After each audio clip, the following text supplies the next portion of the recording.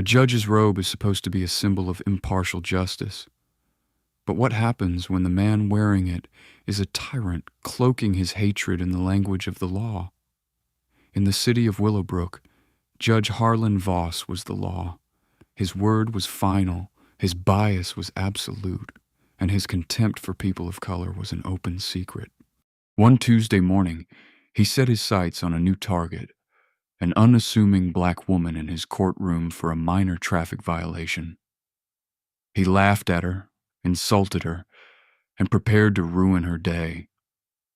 He had no idea he wasn't just judging a citizen. He was about to be judged by the Attorney General.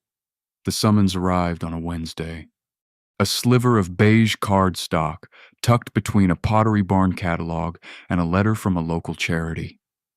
To Aaliyah Brooks, it felt like a paper cut, a minor, unexpected irritant in an otherwise meticulously ordered life.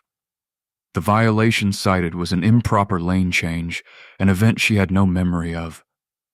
The location was a stretch of road she rarely traveled, and the timestamp corresponded with a weekly budget meeting she had never missed in her 4 years on the job. Aaliyah ran a manicured finger over the embossed seal of the Willowbrook County District Court. Willowbrook. The name alone left a sour taste in her mouth. It was a sprawling, prosperous city on the surface, with gleaming glass towers and manicured suburban lawns. But Aaliyah knew its underbelly. She knew about the whispers that slithered out of its police precincts, the stories of biased traffic stops that disproportionately targeted black and brown drivers, and the hushed complaints about its judiciary. At the heart of that system was the courthouse, a brutalist concrete fortress that seemed designed to intimidate rather than welcome. And at the heart of the courthouse was Judge Harlan Voss. His reputation preceded him. In legal circles, he was known as the Hammer. He was a man who saw the law not as a scale to be balanced, but as a weapon to be wielded. His rulings were legendarily harsh. His courtroom demeanor notoriously abrasive, and his prejudice, though never officially censured, was the subject of countless backroom conversations and desperate appeals. Aaliyah placed the summons on her marble kitchen island. Her first instinct was to delegate. She could have one of her aides, a dozen sharp, capable young lawyers who worked under her, make a call, clear up what was obviously a clerical error, and make the whole thing disappear. That would be the efficient thing to do, the logical thing. But something held her back. For years, her office had been compiling data on judicial overreach and systemic bias. Willowbrook County and Judge Voss's courtroom specifically was a bright red flag on their charts. The statistics were damning. Defendants of color in Voss's court received sentences that were on average 30% longer than those given to white defendants for identical offenses. The number of complaints filed against him that were quietly dismissed by the state's Judicial Review Board was staggeringly high. People like her grandmother, who had lived in Willowbrook her whole life, called it the place where justice goes to die. This summons wasn't just a random error. It felt like a symptom of the very disease she was fighting. To dismiss it would be to turn a blind eye, to use her privilege, to sidestep a problem that thousands of others could not. It felt wrong. It felt like a betrayal of the oath she had taken. "You're going, aren't you?" The voice belonged to her husband, Desmond, a history professor with a calm, steady presence that had always been her anchor. He walked into the kitchen, already dressed in his tweed jacket, and poured himself a cup of coffee. He'd seen the look on her face. "It's a mistake, Des," she said, her voice quiet. "I was in the middle of a fiscal review with the entire department staff."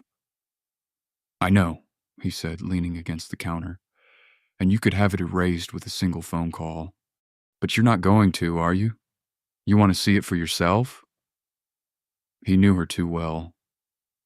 She wasn't just Aaliyah Brooks, the woman who loved jazz music and spent her Saturdays gardening. She was Attorney General Aaliyah Brooks, and the Attorney General did not ignore a summons, especially not one that led directly into the belly of the beast. She wanted to walk into that courthouse, not as a figure of authority, but as one of the people. She wanted to feel the chill of the marble floors, see the faces of the court officers, and stand before the infamous Judge Voss as a regular citizen. She wanted to see the system from the inside out. I need to, she finally admitted. How can I claim to be fixing a system I haven't even seen from the other side of the bench? Desmond nodded slowly, a flicker of concern in his eyes. Just be careful, Aaliyah. That place, it eats people up. Don't let it get to you. I have no intention of letting it, she said, her resolve hardening. She made a decision. She would not use her title. She would not pull any strings. She would dress down, take the day off, and walk into the Willowbrook County District Court as Aaliyah Brooks citizen, accused of an improper lane change. It was a risk. In that courtroom, her title, her degrees, her years of service would mean nothing. She would be just another black woman standing before a white judge who held all the power. And that was exactly the point. The paper cut was small, but it could expose a much deeper wound.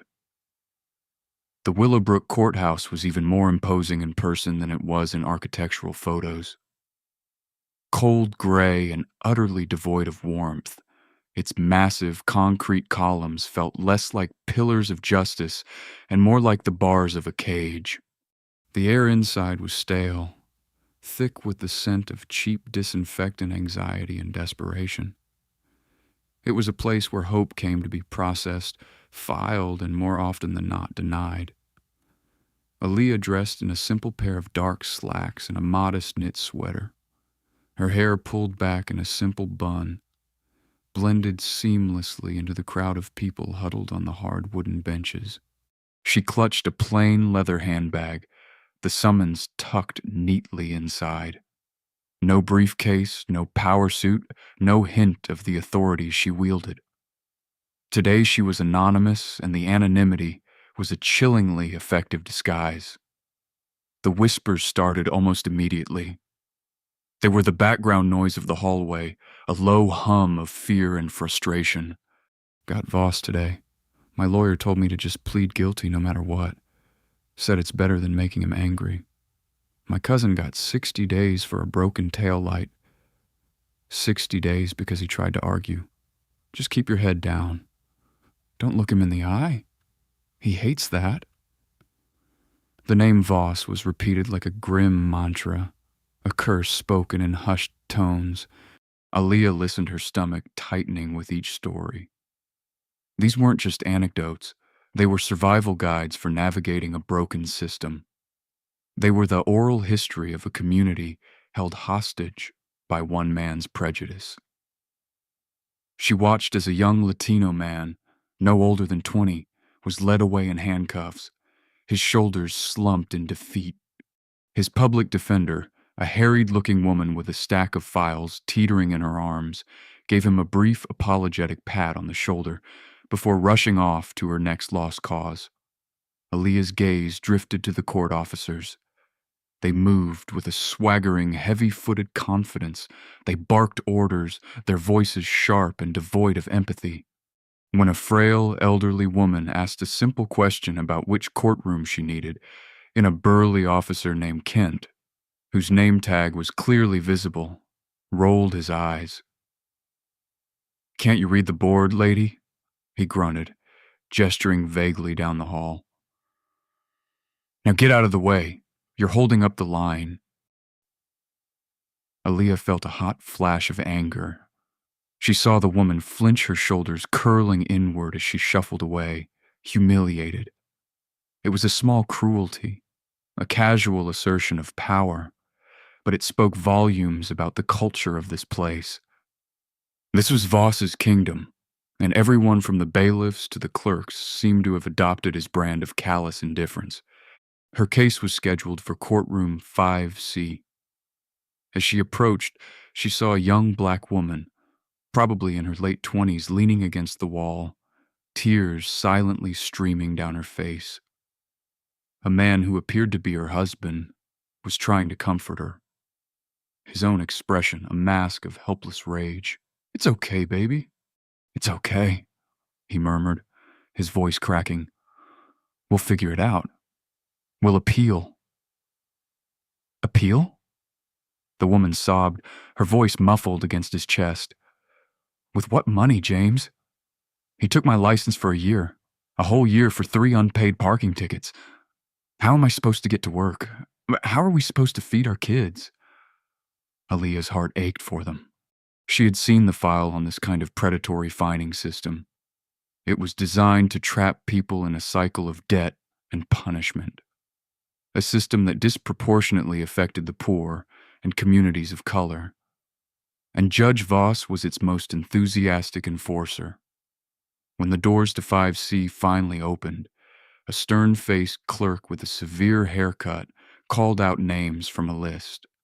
All parties for the traffic docket form a single line. No talking, phones off, have your summons ready. Aaliyah fell into line, the whispers from the hallway still echoing in her ears. She was no longer just an observer. She was a participant, another body in the machine. As she stepped through the heavy oak doors, the air grew colder. The room was cavernous and dark with wood-paneled walls that seemed to absorb all light and sound. At the front, raised high above everyone else on an imposing dais, sat the bench. It was empty for now, but its presence dominated the room. This was a stage built for a single actor, a throne room for a king. And everyone in the room, the nervous defendants, the exhausted public defenders, the stoic prosecutors, was waiting for King Harlan Voss to make his entrance. Aaliyah took a seat on one of the benches, her back straight, her hands resting calmly in her lap. She felt a profound sense of dread, but it was mingled with a cold, clear-eyed resolve. She had come here to see the truth, and she had a feeling the show was about to begin. The side door to the courtroom swung open with a sharp crack, and Judge Harlan Voss swept in, his black robe billowing behind him like a storm cloud. He was a man in his late 60s with a shock of silver hair, a florid face, and eyes the color of faded denim. He settled into his high-backed leather chair with the weary sigh of a man burdened by the great and terrible weight of his own importance. "All rise," the bailiff groaned. The room shuffled to its feet.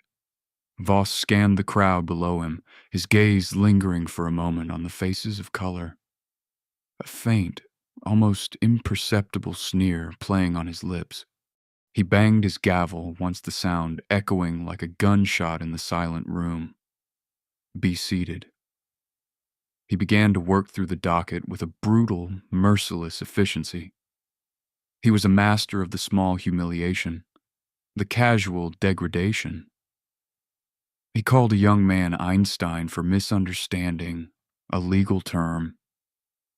He told a woman pleading for leniency on a speeding ticket that if you can't afford the fine, you shouldn't have been driving a car that nice. Each comment was a small jab, a way of reminding everyone in the room of his absolute power. Finally, he called her name. Aaliyah Brooks, improper lane change. Aaliyah stood and walked to the defendant's table, her steps measured and confident. She stood straight, her hands clasped behind her back, and looked directly at the judge. Voss peered down at her over his reading glasses, his eyes narrowing. "Well now, Aaliyah Brooks, what do we have here?" He shuffled the papers in front of him with theatrical slowness. "See here. You cut off another vehicle on the Oak Street overpass, a very dangerous maneuver. What do you have to say for yourself, Miss Brooks, Your Honor?" Aaliyah began, her voice calm. "And even I believe there has been a mistake. I was not on the Oak Street overpass on the date and time in question. I was at my place of work in a scheduled meeting with over 30 colleagues. Voss leaned back, a smirk spreading across his face. He chuckled a low, rumbling sound that made Aaliyah's skin crawl. A mistake. Oh, I see. A classic case of it wasn't me. I get that a lot in here. Usually followed by a story about a long-lost twin or a borrowed car. So, where is this place of work that provides you with such a convenient alibi? I work for the State Department of Justice, Aaliyah stated simply, choosing her words with care. The smirk on Voss's face widened into a full-blown grin. He laughed louder this time and shared a look with the bailiff officer, Kent, who snickered in response. The sound of their shared amusement echoed in the tense courtroom. The Department of Justice. Voss boomed, his voice dripping with sarcasm. Is that so? And what do you do there? A janitor? A cafeteria lady, perhaps? Let me guess. You're the head of the mailroom. The prosecutor, a young, ambitious man named Harlan, shifted uncomfortably on his feet, but said nothing.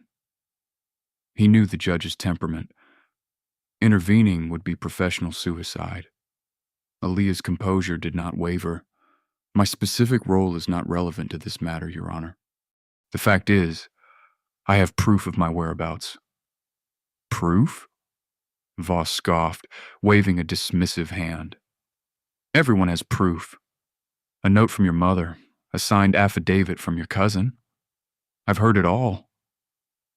He leaned forward, his voice dropping to a conspiratorial whisper that carried through the entire room. Listen to me. I've been on this bench for 30 years. I know how this works. I look at you and I know what I see. People like you. You think the rules don't apply. You have a chip on your shoulder, a sense of entitlement. His eyes were cold, his words dripping with venomous prejudice.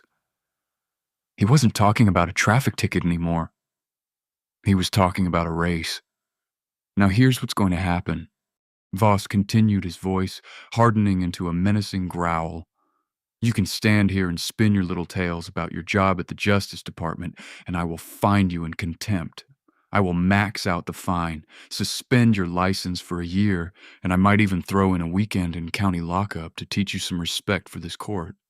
Or you can plead guilty, pay a simple $200 fine, and we can all get on with our day. He smiled, a predator's smile. The choice is yours. What's it going to be? The courtroom was dead silent. Every eye was on Aaliyah. They saw a lone black woman cornered and insulted by a powerful white judge. They saw a familiar story playing out another life about to be casually derailed by ingrained bigotry. They expected her to fold, to cry, to accept the unjust plea deal, just to make it all stop. Aaliyah took a slow, deliberate breath. She did not look away from Judge Voss's smug face. The time for quiet observation was over. Actually, Your Honor, she said, her voice ringing out with a newfound clarity and strength that seemed to startle him. There is a third option. Judge Voss's condescending smile faltered for a fraction of a second, replaced by a flicker of annoyance. Third option? There is no third option. I just laid out your choices. Are you having trouble understanding me? No, Your Honor. I understand you perfectly, Aaliyah replied, her voice as sharp and precise as a surgeon's scalpel. The quiet deference was gone, replaced by an unmistakable tone of command. Perhaps the issue is that you do not understand who I am. A ripple of confusion went through the courtroom. Who did this woman think she was? Prosecutor Harlan took a half step forward, a warning on his lips, but something in Aaliyah's posture made him hesitate. This was not the demeanor of a woman about to be crushed. This was the demeanor of a woman holding a royal flush. Aaliyah reached into her simple leather handbag. For a moment, the bailiff Kent tensed his hand, instinctively moving toward his sidearm, But Aaliyah moved with a calm, deliberate grace. She withdrew not a weapon, but a wallet. It was a simple, elegant black leather case.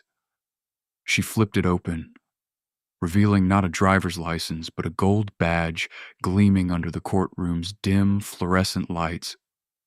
"My name," she announced, her voice resonating with an authority that silenced every breath in the room, "is Aaliyah Brooks, and my specific role at the State Department of Justice, the one you so casually dismissed."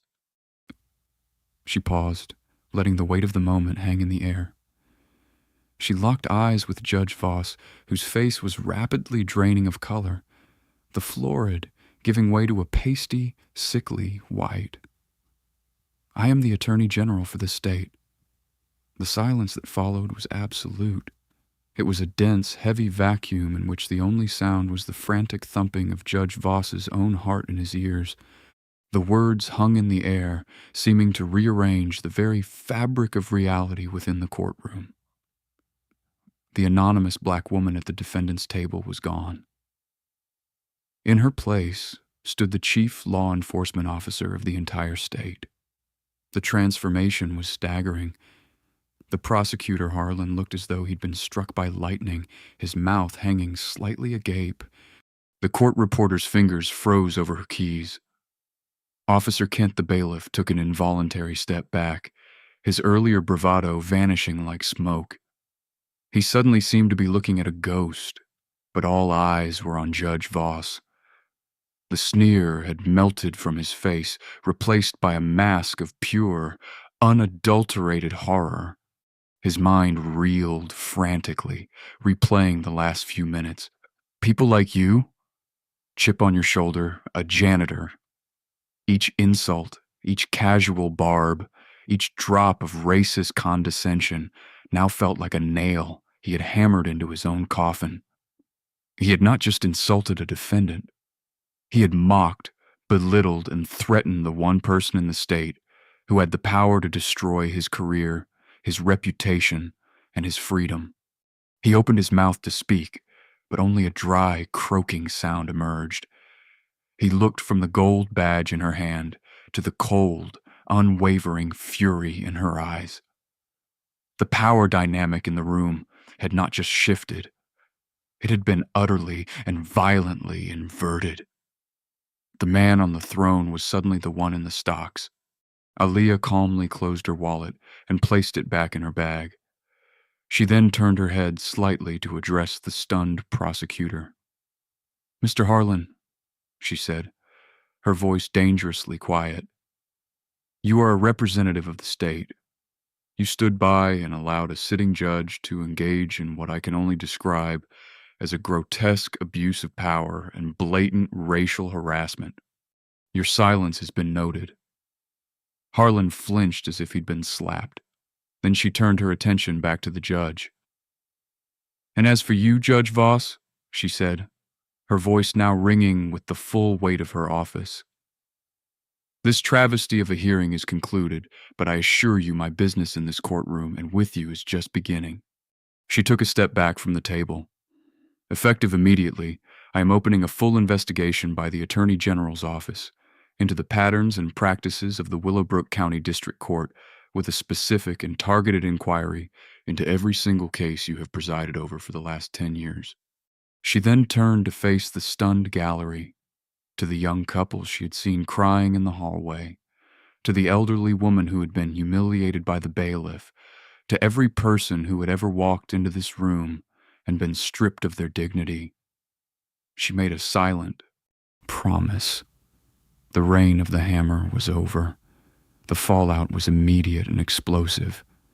Before Aaliyah had even left the courthouse, her cell phone was buzzing with calls from her chief of staff, who had been alerted by a frantic call from the court administrator. The news of what had happened in Courtroom 5C was spreading through the legal and political circles of Willowbrook like a wildfire. Back in her own office, a calm, light-filled space that stood in stark contrast to the oppressive gloom of Voss's courtroom, Aaliyah assembled her team. This was not going to be a quiet behind-the-scenes review.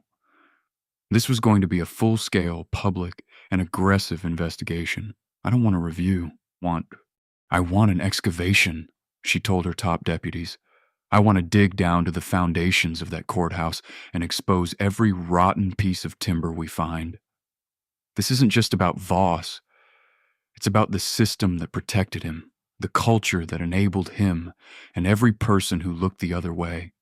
She appointed Victor Liang, the head of her civil rights division, to lead the task force. Liang was a brilliant, relentless investigator with a bulldog's tenacity and a mind like a steel trap.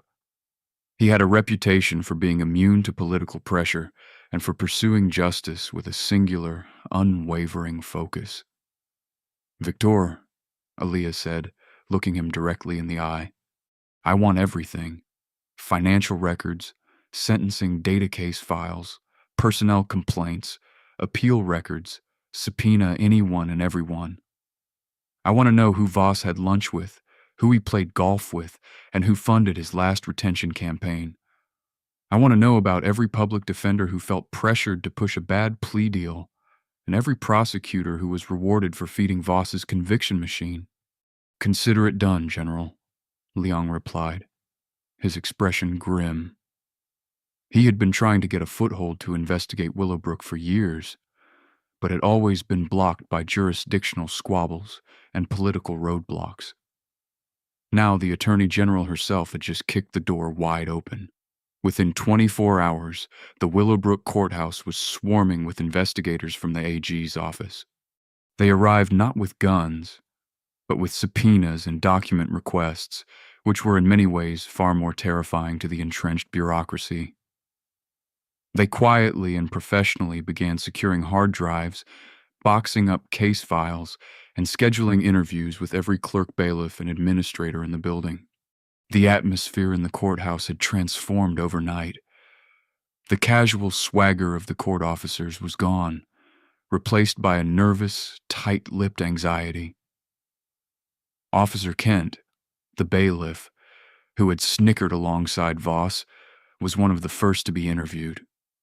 He sat sweating under the cool, methodical questioning of one of Liang's junior investigators, his bravado crumbling into a pathetic attempt to downplay his role.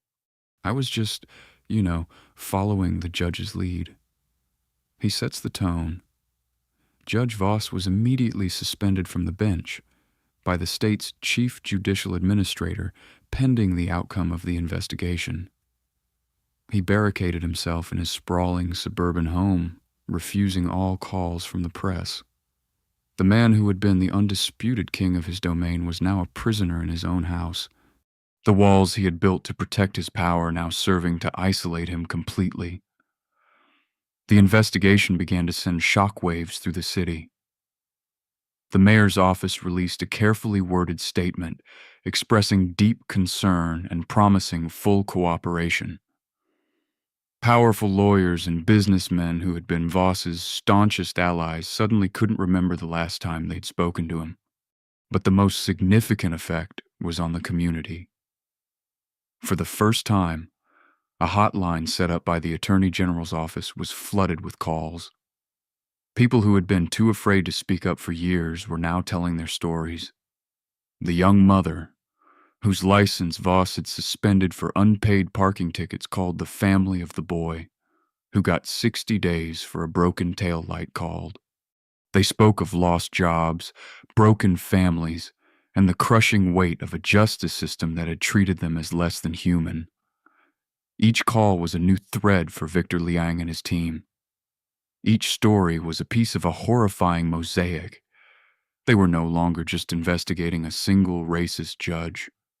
They were uncovering a conspiracy of silence, a deeply embedded system of oppression that had been allowed to fester for decades. Aaliyah Brooks's personal humiliation in that courtroom had become the catalyst for a reckoning that was long overdue. The excavation had begun, and the ground was already starting to shake. The sheer volume of data was overwhelming. Tens of thousands of case files, a decade's worth of sentencing records, and terabytes of digital communications. Victor Liang's team worked around the clock, fueled by coffee and a growing sense of outrage. They used sophisticated data analysis software to crunch the numbers, and what they found was even worse than the anecdotal evidence had suggested. The racial disparity in Voss sentencing was not just a trend, it was a rigidly enforced mathematical formula. For nonviolent drug offenses, black defendants received sentences that were on average 8 years longer than white defendants with identical criminal histories and charges. Fines and court fees levied on minority defendants were consistently 5,075% higher. The numbers painted a portrait of a two-tiered system of justice, punitive and unforgiving for one group and lenient for another. But Liang knew that statistics alone weren't enough. He needed human stories to give the numbers a soul. He needed to show the real-world impact of Voss's bigotry. His investigators fanned out across Willowbrook, visiting community centers, churches, and barbershops, places where people felt safe enough to talk. They found Lydia Grant, a former court clerk who had worked under Voss for 15 years before taking early retirement, citing stress. At first, she was terrified to speak. She lived in a small apartment and cared for her elderly mother. She couldn't afford to make enemies. "You don't understand," she whispered to the investigator who visited her home. "Judge Voss, he sees everything. He has friends everywhere, even now." But the investigator was patient. She explained that the Attorney General's office could offer her protection. She told her about the dozens of other victims who were coming forward. Slowly, tentatively, Lydia began to talk. She spoke of a special list Voss kept.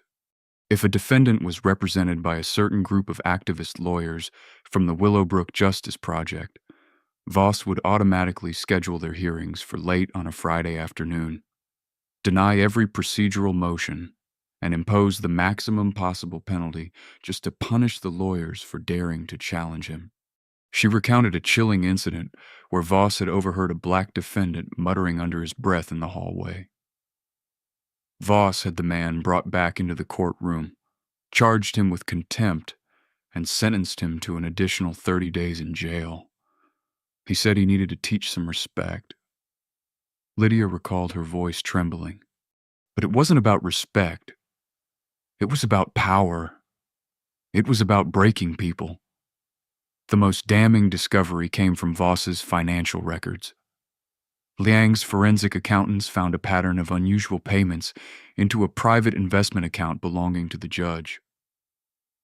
The payments were traced back to a series of shell corporations owned by the proprietor of a local private prison company, Apex Prisons. Further digging revealed a sickening quid pro quo. The more people Voss sent to jail, and the longer their sentences, the more money flowed into his account. He wasn't just a bigot. He was profiting from his own brand of assembly line injustice, turning human lives into a revenue stream. The investigation also implicated others. Prosecutor Harlan, it turned out, had an unusually high conviction rate in Voss's courtroom because he had an unspoken agreement with the judge. He would never challenge Voss's biased rulings or question his often illegal procedural shortcuts. In exchange, Voss ensured Harlan's cases sailed through padding his resume and fast-tracking his career. Harlan had built his reputation on the backs of the people Voss railroaded. The web of corruption was intricate and deep. It implicated bail bondsmen who kicked back money to court clerks for referrals, police officers who knew their questionable arrests would never be scrutinized in Voss's court, and a judicial review board stacked with Voss's old friends who had systematically buried every complaint filed against him. Aaliyah Brooks reviewed the daily briefings from Liang with a heavy heart. Each new revelation was a fresh horror. This was a cancer that had metastasized throughout the entire Willowbrook justice system. Her initial goal had been to hold one man accountable. Now she realized she had to perform radical surgery on an entire institution. "This is bigger than Voss," she said to Liang during a late-night meeting. "He's the symptom, not the disease. We need to expose the entire network, every person who is complicit, every person who profited. We're going to dismantle it piece by rotten piece." As Victor Liang's investigation tightened, its net judge Harlan Voss's world shrank. His friends stopped returning his calls. His golf club membership was quietly suspended. The allies who had once flocked to his side now treated him like a leper. The power he had wielded with such arrogance had evaporated, leaving behind a desperate, cornered old man. But Voss was not one to go down without a fight. He hired a high-priced defense attorney, a notorious legal pit bull named Reginald Hart, who immediately went on the offensive. Hart held a press conference on the steps of the courthouse, decrying the Attorney General's investigation as a politically motivated witch hunt and a gross overreach of executive power. He painted Voss as a victim, a dedicated public servant, being targeted by a radical AG with an agenda. Behind the scenes, Voss was far less composed. He was a man unraveling. He spent his days pacing the lavish study of his home, a glass of expensive whiskey constantly in his hand. He made frantic, paranoid calls to old contacts, trying to pull strings that were no longer attached to anything. He tried to intimidate potential witnesses, leaving veiled threats on their voicemails actions that were duly recorded by Liang's team and added to the growing mountain of evidence against him. His most desperate move was to try and discredit the investigation star witness, Lydia Grant, the former clerk. Voss knew she had kept meticulous personal notes over the years, a work diary, she called it. He knew those diaries contained a detailed record of his most egregious conduct. He had to neutralize her. Voss reached out to a disgraced former police detective he had helped avoid prosecution years earlier, a man named Gino Moretti. He tasked Moretti with digging up dirt on Lydia, anything that could be used to destroy her credibility. Moretti indebted and immoral went to work. He began harassing Lydia, following her, and interviewing her estranged ex-husband, trying to manufacture a narrative that she was a vindictive, unstable liar. But the Attorney General's office was one step ahead. They had anticipated this move. The moment Lydia agreed to cooperate, she was placed under state protection. Moretti's clumsy attempts at intimidation were all caught on surveillance. His meetings with Voss were photographed. Instead of discrediting Lydia, Voss had only succeeded in adding witness tampering and conspiracy to his list of potential charges. The final nail in his coffin was provided by Prosecutor Harlan. Faced with the evidence of his complicity and the promise of a lengthy prison sentence, Harlan cracked. In exchange for a plea deal and full immunity, he agreed to testify against his former mentor. He gave Liang's team a detailed hour-by-hour account of how Voss ran his courtroom, confirming Lydia Grant's testimony and providing an insider's view of the corrupt bargains and backroom deals. He handed over emails and text messages that unequivocally proved Voss's racial animus and his corrupt relationship with Apex prisons. The evidence was now an avalanche. There was the undeniable statistical data, the damning financial trail, the courageous testimony of dozens of victims, the meticulous diaries of a trusted clerk, and now the full confession of his own protege. The walls had not just closed in on Harlan Voss, they had been completely sealed. Reginald Hart Voss's pit bull attorney saw the writing on the wall. The evidence was irrefutable. A trial would be a slaughter.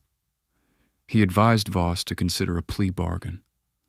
The news broke the old judge. The idea of admitting guilt of surrendering was anathema to him. In his mind, he had done nothing wrong. He had simply been maintaining order, upholding a certain standard. The fury and denial curdled into a bitter, self-pitying despair. The man who had sat in judgment over thousands of others was now facing his own day of reckoning, stripped of his power, abandoned by his allies, and trapped by the consequences of his own hatred. The hearing was not held in the grand, intimidating courtroom where Voss had once reigned. Instead, it took place in a sterile, modern chamber before the State Commission on Judicial Conduct. The room was packed with journalists, legal scholars, and many of the faces Aaliyah had seen in the hallway of the Willowbrook Courthouse that fateful morning. The young couple was there holding hands. The elderly woman who had been insulted by the bailiff sat in the front row, her expression one of quiet vindication. Harlan Voss entered the room, a changed man. The arrogant swagger was gone, replaced by a stooped, shuffling gait. His expensive suit hung loosely on his shrunken frame.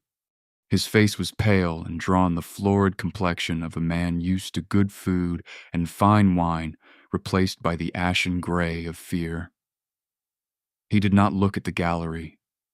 He kept his eyes fixed on the floor in front of him. Aaliyah Brooks was also present. She did not sit with the prosecution team. She sat in the public gallery, just another citizen watching the proceedings. She wore a simple professional dress. She was not here as a victim seeking revenge, but as the Attorney General, witnessing the final necessary act of a process she had set in motion. Her presence was a silent, powerful testament to the principle that no one, not even a judge, is above the law. The proceedings were swift and brutal. The Commission's lead counsel laid out the case against Voss, presenting a condensed but devastating summary of the investigation's findings. He presented the sentencing data, the financial records linking Voss to the private prison company, and sworn affidavit from Lydia Grant and other court staff. He played a recording of one of Voss's threatening voicemails to a witness. The final blow was a videotaped deposition from former prosecutor Harlan. On the screen, Harlan, looking haggard and ashamed, detailed the systemic corruption. He recounted specific conversations where Voss had used racial slurs to refer to defendants and explicitly stated his intention to make an example of them. When the evidence had been presented, Voss's attorney, Reginald Hart, rose. There would be no defense. "Your Honors," Hart said, his voice flat and devoid of its usual bluster. "On behalf of my client, we offer no contest to the charges. Judge Voss has agreed to accept the consequences of his actions. It was a surrender, not an apology." The head of the commission, a respected retired appellate judge, looked down at Voss. "Mr. Voss, do you have anything you wish to say before this commission renders its decision?" Voss rose unsteadily to his feet. He finally looked up, his gaze sweeping across the room. He seemed to be searching for a friendly face, a sign of support, but found none. His eyes met her for a brief, fleeting moment. In her calm, steady gaze, he saw no triumph, no gloating. He saw only the dispassionate face of justice itself. He began, his voice a hoarse whisper. "I served this county for 30 years. I worked hard. I made mistakes." It was a weak, pathetic attempt to frame a career of malice as a series of simple errors. The commission was unmoved. The chairman delivered the verdict. "Harlan Voss, this commission finds that you have violated every sacred tenet of your judicial oath. You have used your office not as a shield to protect the innocent, but as a sword to punish the vulnerable. You have poisoned the well of justice. Therefore, it is the unanimous decision of this commission that you be immediately and permanently removed from the bench. Furthermore, we are referring our entire findings to the United States Department of Justice for criminal prosecution on charges including, but not limited to, conspiracy wire fraud and deprivation of rights under color of law." A gasp went through the room. It was the harshest possible outcome. Not only was his career over, but he was facing federal prison time. As bailiffs, not his own, but officers of the commission moved to escort him from the room. Voss finally seemed to comprehend the totality of his ruin. The empire he had built on fear and prejudice had crumbled to dust. The gavel had fallen not from his hand, but upon his own head. Aaliyah watched him go, then turned her attention to the faces in the gallery. She saw tears, but they were not tears of sorrow. They were tears of relief, of release, of a community seeing the first dawn after a long and terrible night. Her work in Willowbrook was far from over, but the reign of its tyrant king was finished. Justice delayed for so long had finally arrived. Months after Harlan Voss's spectacular fall from grace, the Willowbrook courthouse still stood a monument of cold gray stone. But inside its walls, a quiet revolution was underway. The oppressive silence of fear had been replaced by a tentative hum of activity, the whispers of dread supplanted by conversations about reform and due process. The shadow of the hammer was gone, but the damage he had inflicted was a deep wound in the community, and wounds take time to heal. Attorney General Aaliyah Brooks knew that removing the tumor was only the first step. The patient still needed to recover. She had established a special task force, the Willowbrook Justice Initiative, with a broad mandate to not only investigate past wrongdoings, but to fundamentally rebuild the county's judicial system. To lead it, she appointed Judge Sophia Ramirez, a retired state Supreme Court justice, known for her sharp legal mind and unwavering integrity. Judge Ramirez, a formidable woman with a no-nonsense demeanor, began a top-to-bottom purge. Officer Kent, the bailiff, who had laughed at her, was fired along with several other court officers, found to have histories of excessive force complaints. Prosecutor Harlan, having fulfilled his obligation to testify, quietly resigned. His career in public service was over. He ended up taking a low-level job at a small insurance defense firm, his name forever tied to the biggest judicial scandal in the state's history. The most impactful work was done by the Sentencing Review Board. Working out of a makeshift office in the courthouse basement, a team of dedicated public defenders, law students, and retired lawyers began the monumental task of re-examining thousands of cases presided over by Voss. One by one, stories of injustice were brought into the light. The young man who received 60 days for a broken tail light had his conviction expunged and received a formal apology from the state. The young mother, who had lost her license over unpaid parking tickets, had it immediately reinstated. An anonymous donation widely believed to have been arranged by Aaliyah's office paid off her outstanding fines. Lydia Grant, the clerk, whose meticulous diaries had been so crucial to the investigation, was brought out of her stressful retirement. Judge Ramirez hired her as a special consultant, her 15 years of institutional knowledge now being used to train new clerks on ethical conduct and proper procedure. The woman who had been a fearful observer was now an agent of change. Her quiet strength finally recognized and rewarded.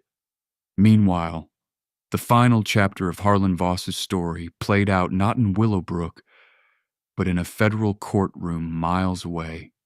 His trial was short. The evidence presented by the U.S. Attorney's Office, built on the foundation of Aaliyah's investigation, was so overwhelming that his defense barely put up a fight. He was found guilty on all counts: fraud, conspiracy, and the deprivation of civil rights. The judge, a stern appointee from another state, sentenced him to 20 years in a federal penitentiary with no possibility of parole. The news reported that the once powerful judge, stripped of his title and his dignity, was now federal inmate 73406-083.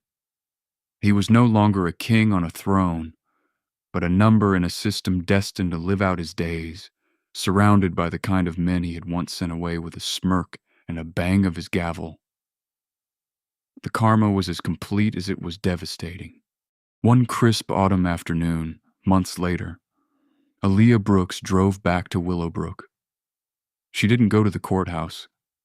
Instead, she went to a community center in the very neighborhood that had borne the brunt of Voss's tyranny. She wasn't there in any official capacity. She wore jeans and a simple sweater, the same way she had on the day she first appeared in his court. She watched as children played basketball on a newly resurfaced court, their laughter echoing in the evening air. She saw the young mother from the hallway, Carla arriving to pick up her son, not on a bus, but in a modest sedan, the car she needed for the job she had been able to keep. Carla caught Aaliyah's eye and gave her a small, knowing smile of profound gratitude. A local community organizer, a man who had fought against Voss's court for years, approached her. "You know," he said, his voice thick with emotion, "for the first time in my lifetime, people from this neighborhood are going to that courthouse for jury duty, and they're not afraid. They're actually proud to serve." Aaliyah felt a warmth spread through her chest that had nothing to do with the autumn sun. This was the true victory. It wasn't Voss in a prison cell. It was the restoration of faith. It was the mending of the deep, painful tear in the fabric of the community. Her journey had started with a meaningless slip of paper, a personal insult in a cold, dark room. But it had ended here in the light, with the sound of children laughing and the quiet rebuilding of trust. The house of justice in Willowbrook was still being repaired, but for the first time in a generation, its foundation was finally sound. This story is a stark reminder that the fight for justice is not won in a single battle, but in the courage to stand up, even when you feel small. Judge Voss believed his power made him untouchable, but he forgot a fundamental truth. A title is not a shield for tyranny. Attorney General Aaliyah Brooks showed us that true authority comes not from a robe or a gavel, but from an unwavering commitment to equality and the rule of law. She used a moment of profound disrespect, not for personal revenge, but to dismantle a corrupt system and give a voice back to the voiceless. If this story of karmic justice and the triumph of integrity resonated with you, please help us share it. Hit that like button, share this video with your friends and family, and subscribe to our channel for more powerful stories where accountability prevails. Let us know in the comments what you think justice for Willowbrook should look like.